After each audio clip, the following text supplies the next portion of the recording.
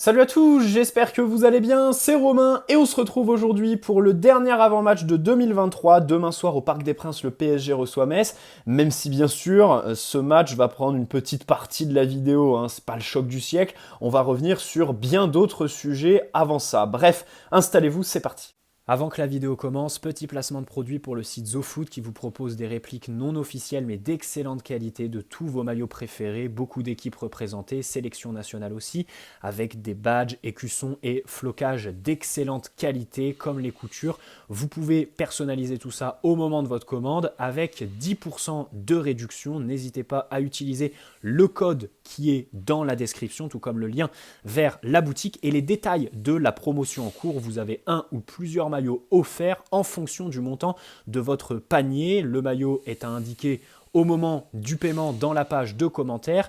Et pour la livraison, sachez qu'il vous faudra entre 15 jours et 3 semaines grand maximum pour recevoir votre commande. Voilà, merci à eux, c'est eux qui régalent. Alors, vite fait pour commencer, j'aimerais revenir sur le match de dimanche à Lille, avec d'abord le choix de mettre Warren Zaïre-Emery au poste de latéral droit, alors que Nordi Mukiele était prêt à jouer, mais reste au final sur le banc. J'ai vu beaucoup de gens dire que Luis Enrique n'aime pas, boycotte ce bon vieux Nordi, ce que je trouve à moitié vrai, notamment sur son retour de convalescence en septembre. Là, oui, l'entraîneur espagnol le mettait vraiment sur la touche. Par contre, pour dimanche, je comprends parfaitement le choix de mettre Warren. Déjà, il fallait faire souffler Achraf Hakimi qui avait pas mal enchaîné. Par contre, t'aurais pu le faire sur d'autres matchs avec moins d'enjeux. Hein. Le repos pour le Marocain, ça aurait pu être face à Nantes ou au Havre, où il a joué 2 fois les 90 minutes. Ensuite, Carlos Soler était malade. Bon, c'est le remplaçant attitré, on va dire, du Marocain dans ce système. Et donc derrière, mettre Warren, j'ai trouvé ça assez logique. D'abord parce que Mukiele, quand il a sa petite forme, là au mois de novembre, où on l'attend titulaire face à Newcastle et où c'est une vraie surprise de le voir sur le banc. Et là, à ce moment-là, oui, Luis Enrique ne l'aimait pas, si on veut parler comme ça. Mukiele brillait à gauche, dans un rôle assez différent, plus difficile pour lui puisqu'il était sur son mauvais pied sur les phases de construction et à la relance, mais ça montre que à droite, Luis Enrique veut absolument privilégier la structure, le pôle de créativité est là-bas, le latéral qui est sur ce côté droit doit absolument se projeter, avoir un rôle de relayeur quand on a le ballon, prendre le demi-espace, servir un petit peu de point de fixation avec Dembélé, voilà, s'inscrire dans des triangles aussi avec le milieu relayeur, lui attitré sur la feuille de match.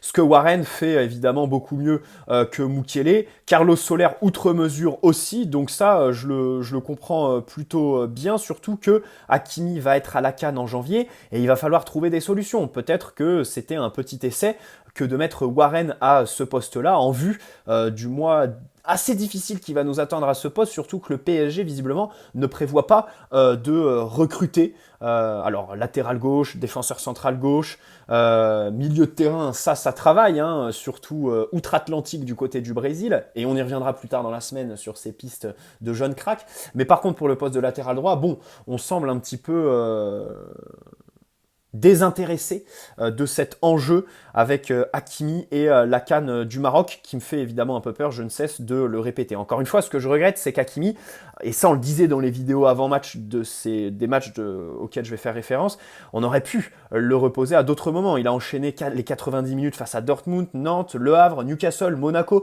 Sa dernière absence était juste avant la dernière trêve internationale contre Reims où là, il purgeait une suspension. C'était pas un choix de Luis Enrique. Lille étant un match un petit peu important, on va dire, face à une équipe haut de tableau. Bon, j'ai pas trouvé ça très judicieux, surtout quand on voit le match de Warren et le match plus global de l'équipe qui a vraiment peiné en fait à apporter ce surnombre dans le dernier tiers. Warren peinait vraiment à se déplacer et on va y revenir. Le penalty qu'on va chercher, quand on débride un petit peu le match en seconde mi-temps, c'est vraiment par du dépassement de fonction avec des joueurs en fait qui font ce que Hakimi fait quand il est là, à savoir courir beaucoup, se projeter, gros volume de course. On peut penser à Lucas Hernandez qui se réveille, Marquinhos aussi, mais ça, on va l'analyser plus en profondeur dans 2 minutes. Voilà. Sur le match donc de dimanche soir, j'ai bien aimé sur les sorties de balles lilloises la structure de l'équipe. Après un match contre Dortmund globalement maîtrisé dans cette dimension-là, avec du 1 contre 1, à chaque fois des marquages bien pensés par Luis Enrique, une supériorité numérique pour nous au milieu de terrain, Danilo qui suivait Yazice. Alors, Danilo fait un bon match, même si bien sûr on aurait aimé le voir sur la période où on perd le fil, pile quand il sort, mais surtout aussi au moment où il sort, Lille fait rentrer Jonathan David, un vrai numéro 9, autre que Yazice, qui lui est plus dans un rôle de faux neuf. Mais voilà, de bons cadrages au milieu de terrain qui ont bien gêné collectivement les Lillois, qui au final, sur la durée du match, ne se sont pas créés énormément d'occasions. Et puis surtout, à chaque fois, les différences venaient d'actions individuelles, à part sur la deuxième mi-temps où là, on a commencé à se livrer. Voilà, en deuxième mi-temps, il y a un peu plus de pressing aussi. J'ai plutôt apprécié quelques séquences où le PSG a vraiment récupéré haut. Typiquement, c'est le penalty qu'on va chercher. Pourquoi ? Parce qu'au départ, c'est un contre-pressing de Lucas Hernandez, qui récupère. Alors que nos milieux ont très bien cadré. En fait, il y a une perte de balle de Vitinha à l'entrée de la surface. Tout le monde est très proche du porteur, ce qui fait que Lille, sont tout de suite écartés sur le côté, peine à trouver des solutions et Lucas chip le ballon. Ensuite, il y a Barcola qui perd le ballon un peu plus tard dans l'action. Lee qui suit assez bien, voilà, centre de Dembélé. Lee qui est encore là sur la trajectoire, c'est Yoro qui repousse le ballon du centre. Lee, donc, qui a le ballon dans les pieds, qui la passe à Barcola, dédoublement avec Lucas Hernandez. Vous remarquez le dépassement de fonction, quelque chose qu'on souligne souvent dans les vidéos sur le PSG de Luis Enrique. Et je note aussi la présence de Marquinhos en pleine surface. Il y a eu un moment dans le match où il s'est un peu pris de furie numéro 9. Mais c'est quand même un placement qui est primordial. Pourquoi ? Parce qu'Mbappé tout seul en tant que numéro 9, ça fait que sur les situations de centre, il est obligé de jouer évidemment le premier poteau avec beaucoup plus de densité parce que il n'y a pas ce numéro 9 de fixation qui va un petit peu amadouer la défense vers le second poteau, voilà, faire des appels à vide aussi que Mbappé rechigne à faire, et ça c'est une question aussi d'attitude et de bonne volonté chez lui. Mais Marquinhos donc joue ce rôle sur l'action, ça crée du coup chez les Lillois évidemment des zones de tension, de l'incertitude qui fait que Lucas Hernandez va donc chercher ce pénalty. Donc cette action est quand même très intéressante. Le dépassement de fonction est une clé majeure du PSG de Luis Enrique. Surtout avec Lucas Hernandez, puisqu'à chaque fois qu'il le fait, il va s'en sortir avec quelque chose. Là, c'est un penalty, donc évidemment, c'est ce qui se fait de mieux. Il n'a pas été très décisif. Je crois qu'il fait une passe décisive pour Mbappé contre Lens fin août. Alors, il marque contre Newcastle, mais c'est un but qui est assez anecdotique et le reste de son match est plutôt moyen.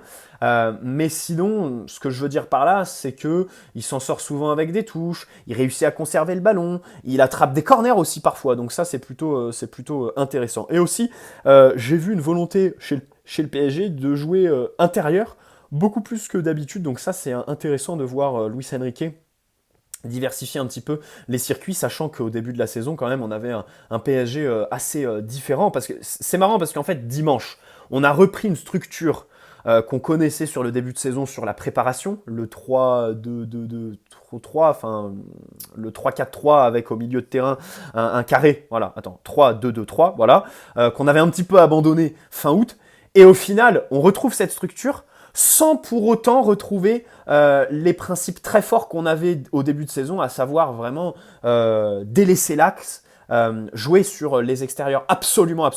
Là, voilà, on a eu plus de jeux intérieurs, ce qui n'était pas forcément évident parce que Mbappé, bon, alors il aurait pu t'inciter à jouer dans l'axe puisqu'il était justement dans l'axe, mais comme il ne demandait pas le ballon, comme il décrochait finalement assez peu et qu'il ne bougeait pas, qu'il était très statique et souvent bien pris, au final, c'est pas lui qui t'a influencé, donc ça c'est encore plus intéressant. Voilà. Bon, demain PSG Metz. Déjà, contentons Mbappé. Remettons-le sur son aile gauche. En plus, bon, le match, je pense, s'y prête contre les petites équipes. Là, en l'occurrence, Metz sont 14e, je crois, avec donc 4 victoires, 4 nuls et 8 défaites cette saison.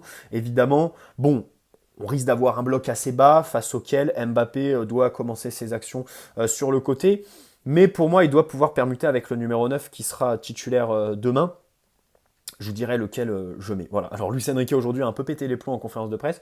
Il a dit qu'avec Mbappé, sa relation était très bonne. Ils étaient à la limite des fiançailles, mais que c'est Mbappé qui ne veut pas mettre la bague au doigt de ce bon vieux Lucho. Bon, les éléments de communication, on les apprécie. Surtout que ces derniers temps, franchement, en fait, le truc c'est que Mbappé, les relations avec les entraîneurs qui sont un peu distendus, finalement, en fait, il n'y a que avec Pochettino où ça a été avec Mbappé. Vraiment, Pochettino, je pense que des entraîneurs que Mbappé a eu au PSG, c'est celui qui a réussi à gérer le mieux tactiquement et humainement le joueur. Voilà. D'ailleurs, il en dit beaucoup de bien, Pochettino. Hein. Il y avait une déclaration assez intéressante où il dit les lendemains de matchs de Ligue des Champions, enfin des autres équipes, Mbappé venait au camp des loges et n'hésitez pas à venir toquer à mon bureau pour me poser des questions sur des faits de micro-tactique qu'il a identifiés sur les matchs qu'il avait regardés la veille. Donc c'était un plaisir de travailler avec lui. Bon, c'est assez intéressant d'avoir un joueur qui s'intéresse autant à la tactique, mais qui en 2023 refuse de faire les premiers efforts, refuse de faire que son équipe est à 11 quand il faut défendre, et quand il daigne le faire, le fait qu'à moitié, puisque suit son vis-à-vis sur 10-20 mètres, pas plus. Attention, il y a une distance de sécurité à respecter. Voilà, pas plus de 20 mètres de course défensive. Bon, bref. Donc, bon. Maintenant, je pense pas qu'avec Luis Enrique, il faille en faire énormément. La trêve internationale va faire du bien à Mbappé, c'est certain. Moi, voilà. En fait, le truc, c'est que tous les articles qui sortent sur la relation Luis Enrique et Mbappé, ils sont vides. Il n'y a aucune matière là-dedans. Vraiment, il n'y a rien qui nourrit ce genre de complot qui vise à dire que Mbappé s'entend mal avec son entraîneur.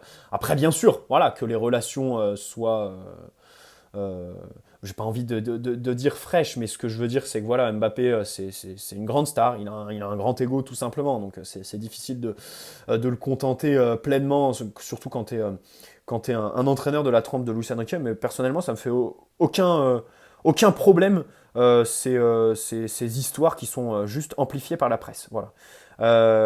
Donnarumma, bon, sera de retour après les super matchs de tennis. Ah, j'aimerais avoir une pensée au poste de gardien pour Le Tellier quand même. Parce que cette nuit, encore une fois, et c'est avec énormément de dépit que je prononce ce encore une fois, parce que c'est celle de trop, voilà, on les compte plus.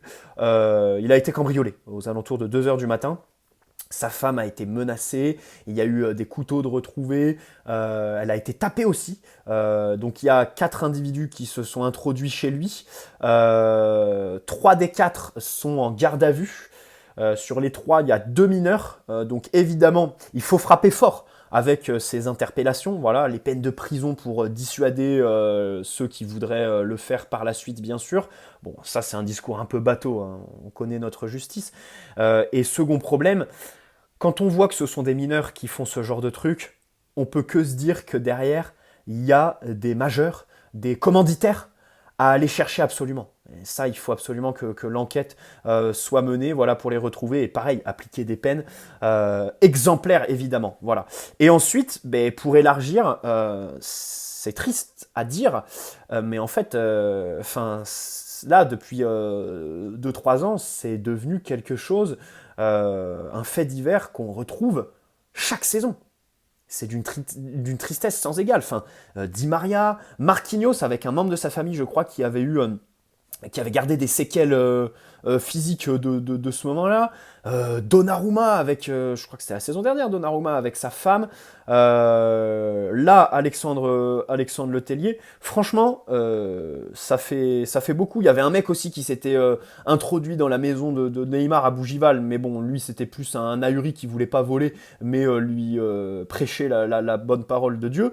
Bon, ça fait mal parce que si on veut élargir, on dit souvent que face à la Première Ligue, face au fait qu'aujourd'hui, par rapport à il y a 10 ans, le PSG, bah, en fait, en matière de salaire, offre les mêmes que des clubs de Première Ligue ou d'autres clubs sur la scène européenne. Ce qui fait que ton attractivité, bah, elle peut plus se résumer au chéquier. On dit souvent, la ville de Paris est un avantage, un atout pour le club. Et moi, j'y crois vraiment à ça. Moi, j'y crois vraiment que quand tu es un joueur de 25 ans qui est dans la force de l'âge, que tu sois marié ou pas, la ville de Paris t'attire forcément. Par rapport, en fait, aux autres villes du foot européen, quoi. Parce que Munich, Manchester, typiquement, enfin Manchester, Liverpool, je suis désolé, Londres c'est fantastique. Londres c'est fantastique, mais le reste de l'Angleterre, les gars, on va pas se mentir, c'est quand même compliqué, tu vois. Donc c'est un avantage. Le problème, c'est que les cambriolages, si les joueurs commencent à se passer le mot entre eux, enfin, ça va devenir une vraie question en fait, qu'il faut poser, qu'il faut vraiment se poser en fait. Bref, c'est d'une tristesse sans égale et vraiment grosse force à Alexandre Letellier, sa femme, sa famille, parce que ses enfants sont en bas âge. Voilà. Au poste de latéral droit, donc Achraf, bon, je le mets demain, voilà. Dembélé sera pas là, il est touché aux ischio-jambiers, rien de grave.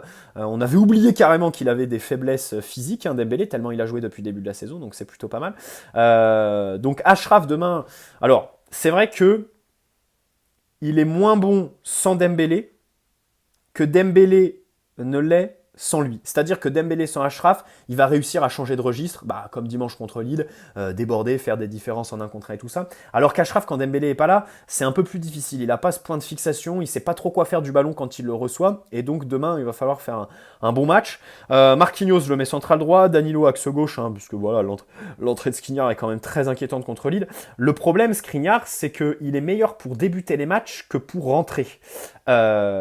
Sauf que titulaire au PSG, évidemment que Skriniar ne doit pas l'être. Il l'est aujourd'hui par la force des choses. D'ailleurs, le club qui cherche vraiment à recruter. Enfin, là, en fait, on piste un Brésilien qui est capable de jouer axe gauche. Et dans le même temps, on piste Lenny Yoro, donc qui fait un gros match contre nous dimanche. Hein, je pense que ça va que renforcer le dossier. Qui lui, par contre, est axe droit. Donc ça veut dire que le PSG potentiellement envisage 2 recrutements à ce poste-là. Ce qui veut dire qu'on n'a pas confiance en Skriniar, ce qui veut aussi dire que Kimpembe, peut-être qu'on ne veut pas le prolonger quand il reviendra, si un jour il revient, parce qu'il y a eu encore une très mauvaise nouvelle à son sujet. Donc voilà, le problème c'est que Skriniar sur le banc, quand il rentre dans les matchs, surtout en fin de match, quand ça s'emballe un petit peu, il est très mauvais en fait. C'est plutôt quelqu'un qui a besoin de les démarrer pour s'acclimater tranquillement, faire son premier quart d'heure tranquille. Donc, les perspectives avec lui sont assez limitées. Kimpembe, voilà, comme je disais, hein, vidéo de Romain Molina hier qui nous dit qu'une nouvelle opération est envisagée, le tendon d'Achille, une blessure qui est assez rare dans le foot. Mais là, je pense qu'on a voilà un exemple parfait en fait du fait que c'est pire que les croisés quoi. C'est une dinguerie. Voilà. Le club alors a communiqué officiellement. Ça c'est juste une info. Hein. Peut-être qu'il se fera pas réopérer. Mais le club dans tous les cas a communiqué officiellement en disant qu'il doit repasser des examens et tout ça. Bon. 10 mois après, repasser des examens et tout ça afin de valider ton retour avec le groupe.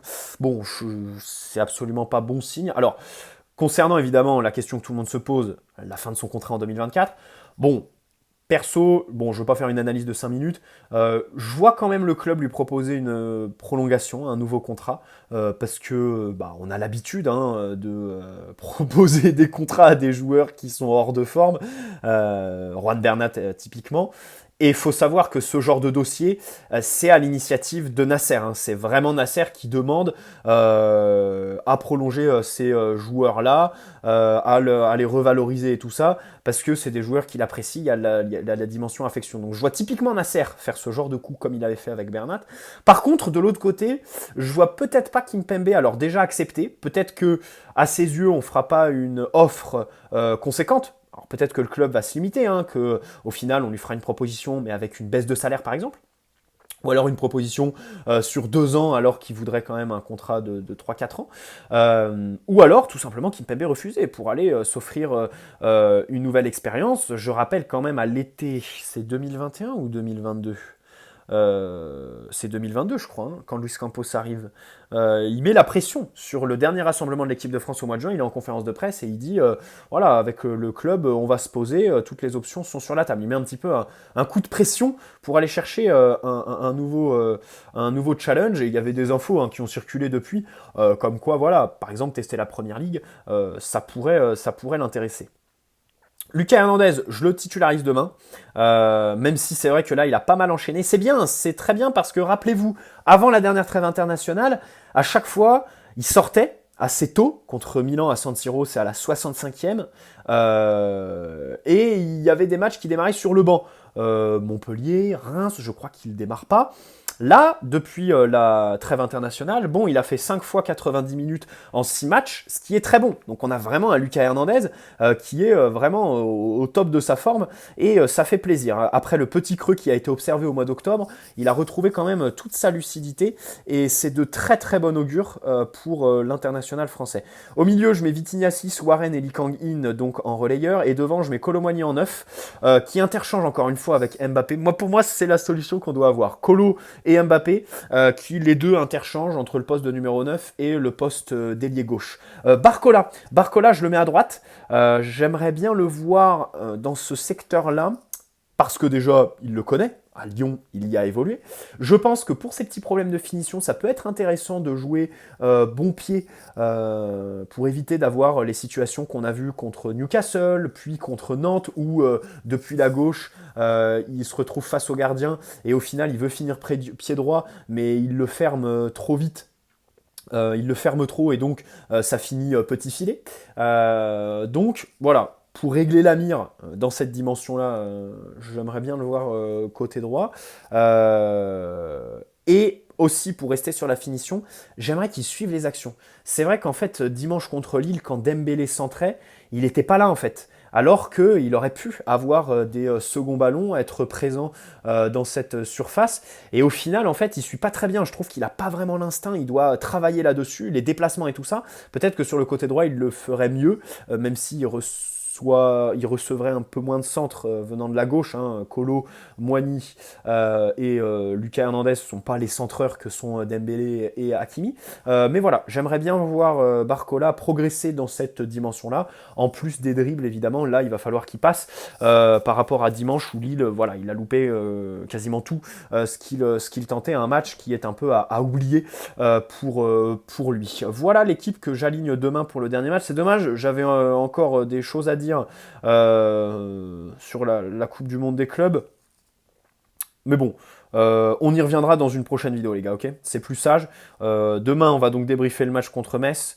Et puis jeudi, on va direct enchaîner sur le mercato parce que là, il y a énormément de choses à faire, à dire. Ça fait plaisir. Le club commence son mercato avant la date d'ouverture. Donc ça, évidemment, c'est assez intéressant, même si c'est plutôt aussi forcé par le fait que la saison au Brésil est terminée depuis 15 jours et que du coup chez eux, ils sont en période un petit peu de transition où les clubs ont besoin d'assainir les comptes, comme São Paulo avec ce jeune défenseur central gauche avec un profil assez atypique, finalement qui rejoint celui des recrues de l'été, à savoir un profil avec des qualités très fortes, qui correspondent au football moderne, mais aussi des défauts très identifiés sur lesquels il faut vraiment travailler parce qu'ils peuvent ressortir assez rapidement, surtout dans une équipe comme le PSG. Évidemment, j'en dis pas plus, on en parle en fin de semaine. Les gars, prenez soin de vous, et puis on se retrouve très vite. Ciao.